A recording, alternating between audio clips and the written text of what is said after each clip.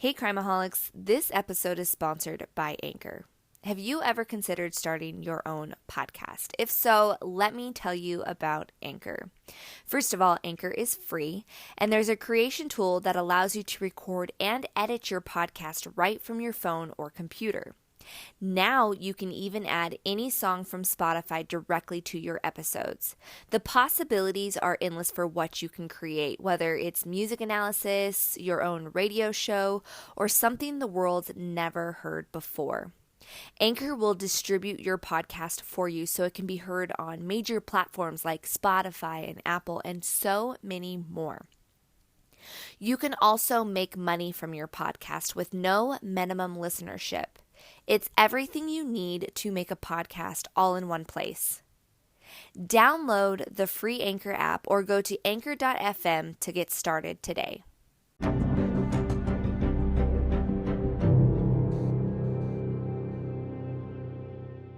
Welcome back, Crimeaholics. It's your host, Holly, and I'm back with another episode of Missing Mondays.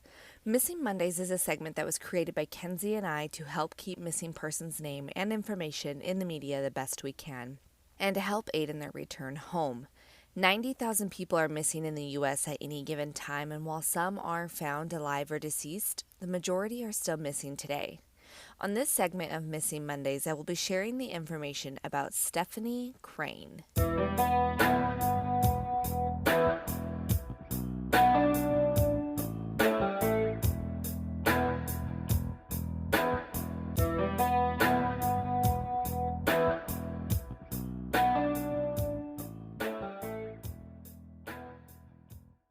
Challis, Idaho is located in central Idaho, nestled alongside Highway 93.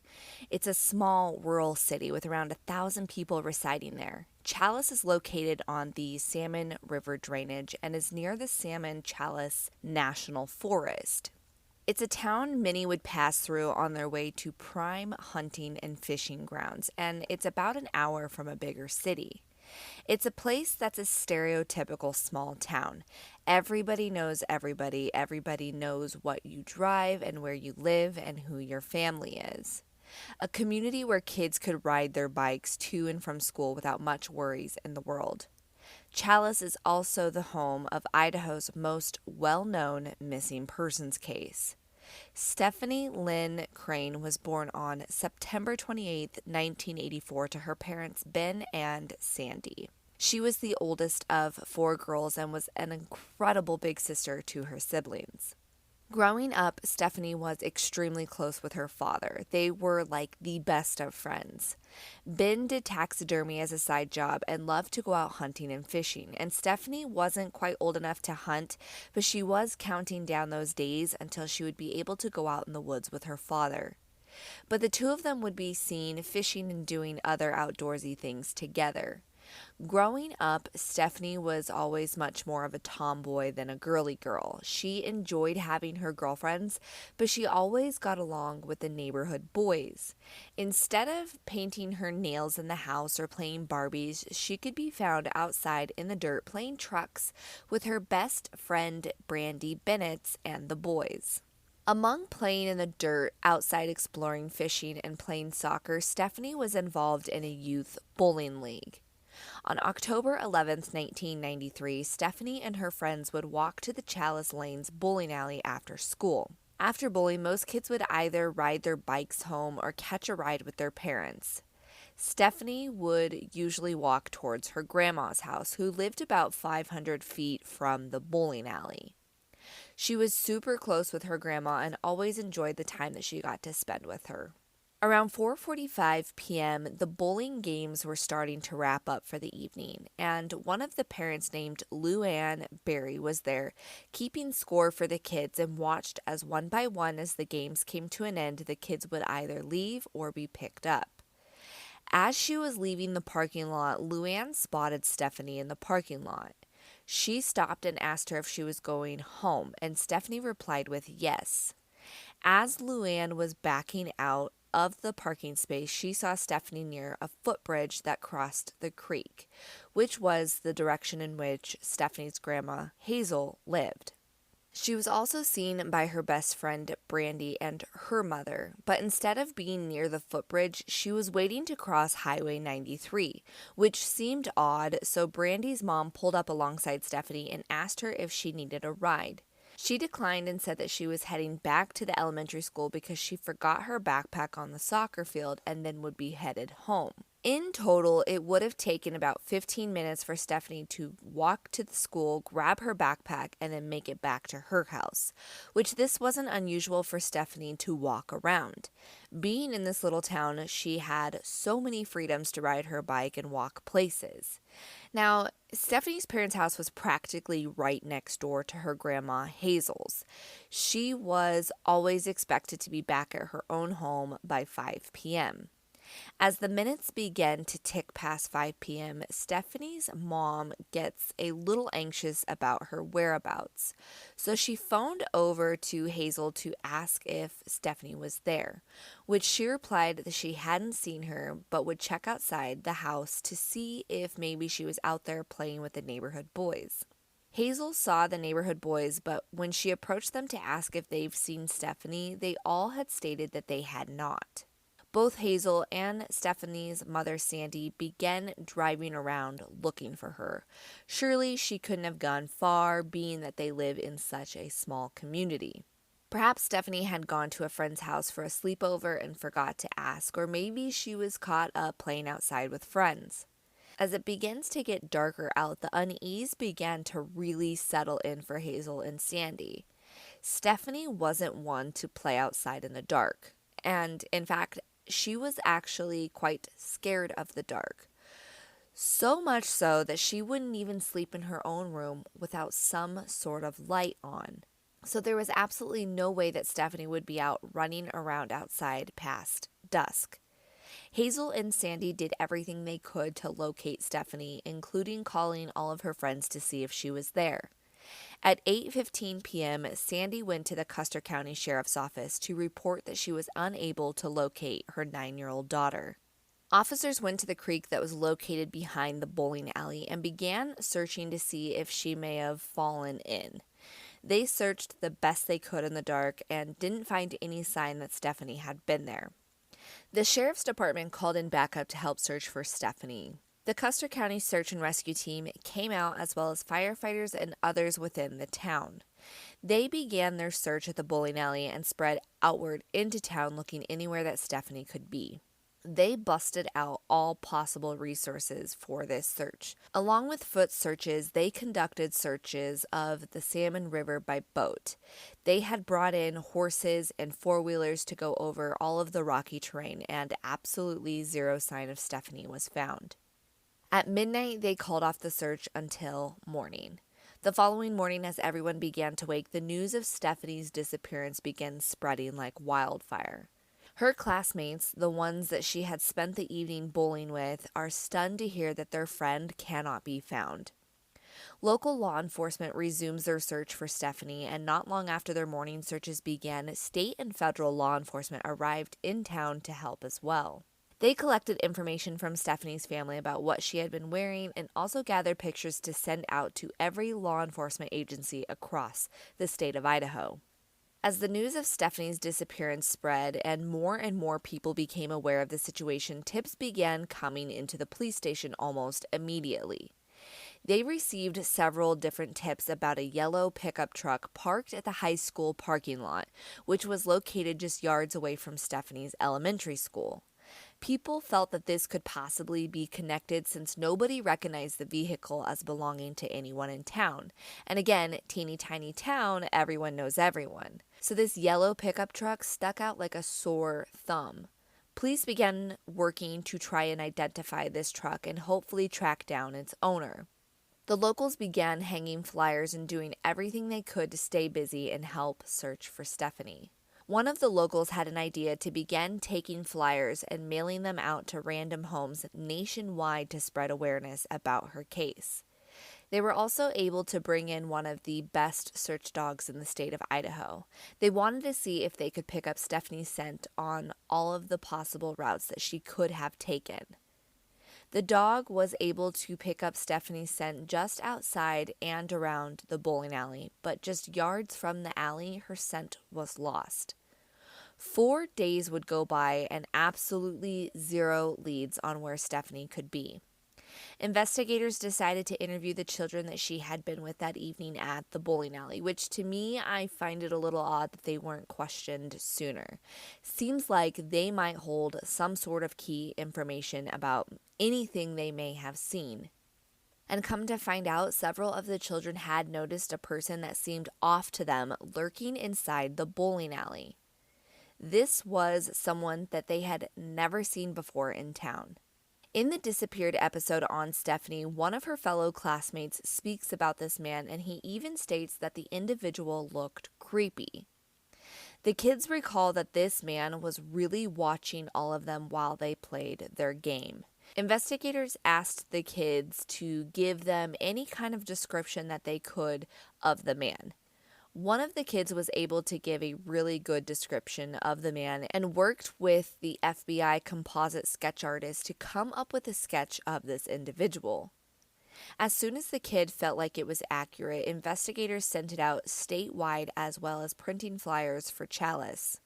Unfortunately, no tips came in to investigators on who this person was. And the whole investigation would be at a standstill for 10 days. The town of Chalice was able to raise a $50,000 reward for information, half of the money coming from individuals from Chalice and the other half coming from an anonymous donor, but still nothing. As the days and weeks began to tick by, her family's worry just continued to intensify. Sleeping and eating was hard. Doing anything but pacing by the phone was next to impossible. And those in the city really felt the impact of her disappearance. They all began living in fear. Was someone in their little community responsible? People kept their kids close, their doors locked, and were constantly looking over their shoulder after this. Instead of allowing kids to ride their bikes or walk to school alone, parents were making sure to take them and pick them up. The carefree small town feel really changed after this. Investigators were still doing all that they could and continued to question the townspeople about what they had seen or about anyone suspicious. But what is hard for this case is the fact that Chalice is located directly on that Highway 93, and people are constantly passing through, especially during hunting season, which October was smack dab in the middle of it. A year and a half after Stephanie vanished, her parents decided to end their marriage. This is something that I see a lot while researching these missing children cases. Having to go through such a tragic thing is really taxing on a relationship, and many of them end in separation. In 1995, Stephanie's mother, Sandy, moves to Reno, Nevada, and ends up suffering from health issues, which ultimately took her life.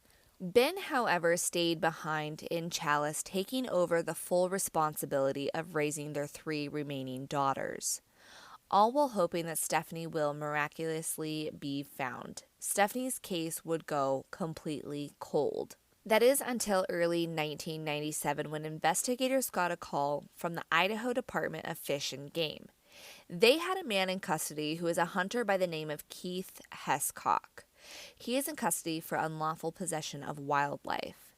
While raiding his belongings, they found a secret stash of pornography, some of which appeared to be images of underage females. And what's more interesting is that they knew for a fact that Keith had been in Chalice that October day that Stephanie went missing.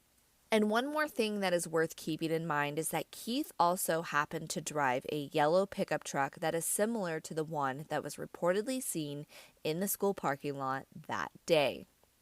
Unfortunately, because the truck cannot be tracked down and the lack of evidence, even after the search of his home, authorities cannot connect Keith to Stephanie's disappearance.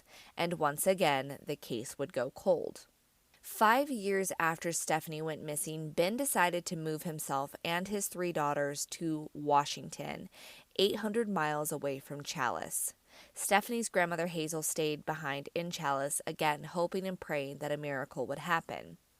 From what I have seen, it seemed way too painful for Ben to remain in Chalice. The fact that Stephanie was missing was eating him alive, and I can only imagine how painful it was to wonder what had happened to his daughter in that small town. 7 years after Stephanie had gone missing in early 2000, a huge new lead would come in. An inmate in custody in Nampa, Idaho, was claiming to have information on Stephanie's disappearance. The inmate was claiming that a female friend of his had been renting a room in a man's apartment back in 1993. This woman had told him that neighbors had heard interesting sounds coming from a street-level window. Apparently, a girl could be heard screaming and crying in the basement, which apparently this basement was completely off limits to anybody. Nobody was ever allowed to go down there, according to this inmate. Authorities were able to track down the woman and bring her in for questioning. She also retold the story pretty much how the inmate told it.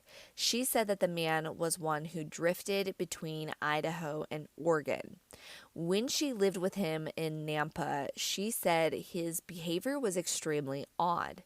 She also talked about the basement and how nobody was ever allowed to go down there, and many people had heard a girl crying. She recalls neighbors believing that someone was being held captive down there. Apparently, this woman had asked the man why he also kept the basement locked and what was going on down there, and he had stated that his daughter was in there and she was being punished for having tried to run away.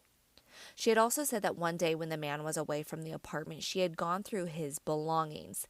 She found several items that were suspicious, including little girls' underwear. And the fact that nobody ever called this in absolutely blows my mind. If I heard screams and cries repeatedly from the basement window, I would be on the phone with police immediately. But nobody ever did, and apparently this woman was so uncomfortable by the whole entire situation that she immediately moved out of the apartment. Now, I was curious just how far Nampa was from Chalice, and what I found out is that it was just 200 miles apart, which is roughly a 4-hour and 5-minute drive according to Google Maps. Now, the name of this individual was never released, so I'm going to continue referring to him as the man. Investigators began digging into the man's history and learned that just over a year and a half before Stephanie would go missing, he was arrested and charged with a sex crime that involved a minor, and that minor happened to be his very own daughter. What is infuriating is that he was charged but never had to spend any time in jail due to a plea bargain. He was also allowed to move to the new state of Idaho because this had happened in Oregon. But he was also to only have supervised contact with his daughter, which brings me to the point that whoever was in the basement couldn't have been his daughter because it was supposed to be supervised visitations. And if it wasn't his daughter, then who was it? They tracked this man down, and he was still living in Nampa, and he agreed to take a polygraph test. The questions that they asked were very direct and forward, and all of which asked him if he had anything to do with Stephanie Crane's disappearance, which all questions he answered with no. According to detectives, he was being super deceptive on all of the answers surrounding Stephanie. When they questioned him about his test results, he came back being super defensive. A week after his polygraph, they were able to obtain a search warrant for his old apartment that he once shared with the woman. They did a thorough search of it.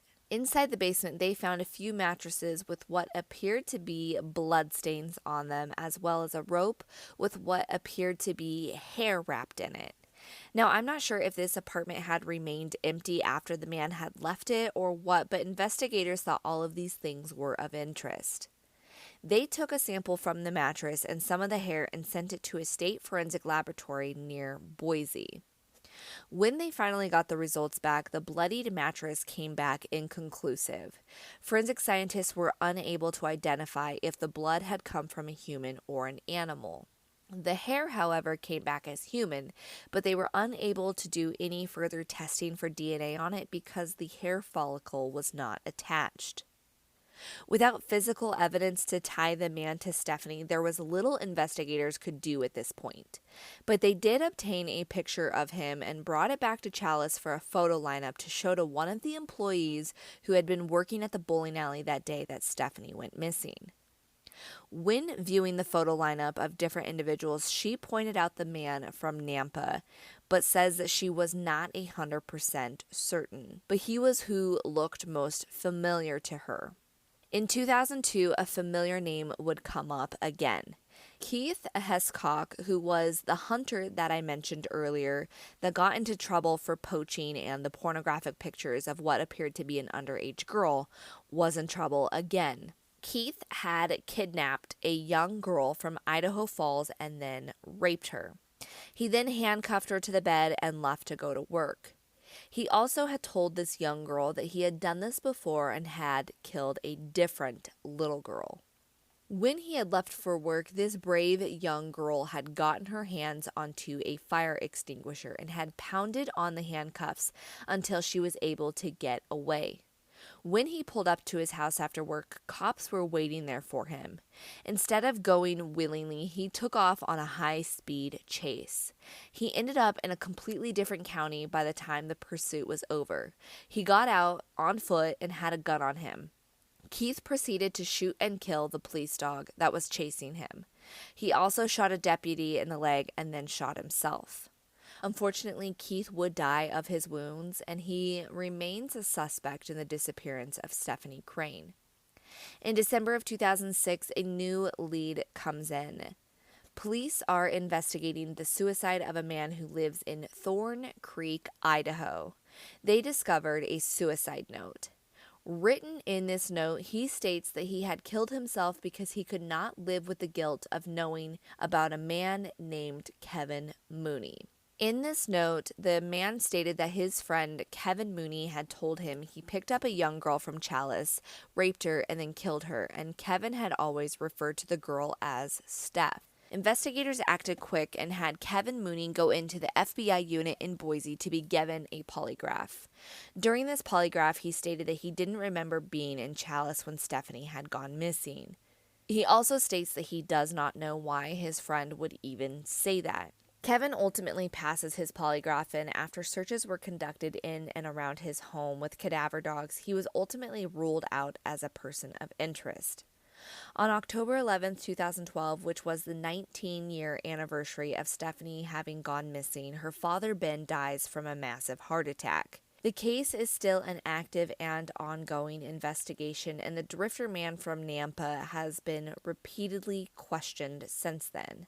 One of the investigators on the disappeared episode on Stephanie even stated that he felt that this man was very close to cracking back in 2000 when they questioned him for the very first time, but he never took that final step. This case is still an open case, and that $50,000 reward is still available for anyone who can give information that could lead to her whereabouts. This coming October 11th will be the 28th anniversary since Stephanie went missing. Her sisters and many members of her family are still searching for answers. Both of her parents went to their graves not knowing what happened to their baby girl. I can't imagine the pain and heartache that comes with having a missing loved one for nearly 30 years. Stephanie Crane was just 9 years old when she went missing on October 11, 1993, from Chalice, Idaho. At the time of her disappearance, she was 4 foot 2 inches and weighed somewhere between 65 and 85 pounds. She has brown hair and blue eyes. Stephanie had a calic on the right side of her hairline as well as a scar near her right eye. Her hair is thick and curly, and she has a freckled face. When she went missing, she was wearing a maroon and white hooded sweatshirt with the word "Gimme" on the front of it in white lettering. She also was wearing maroon sweatpants and white shoes. If you or anyone you know has information about Stephanie Crane's whereabouts, you can contact the Custer County Sheriff's Office at 208-879-2232. You can also call the Custer County Sheriff's Tip Line and leave a message at 208-879-5372. Make sure that you are in our private Facebook discussion group. You can find us by searching Crimeaholics Podcast. I will post all pictures of Stephanie in there, as well as a picture of the clothing she was last seen wearing. Be sure you also follow us on TikTok and on Instagram at crimeaholics.podcast. Crimeaholics, that's all for now. Until next time, be aware and take care.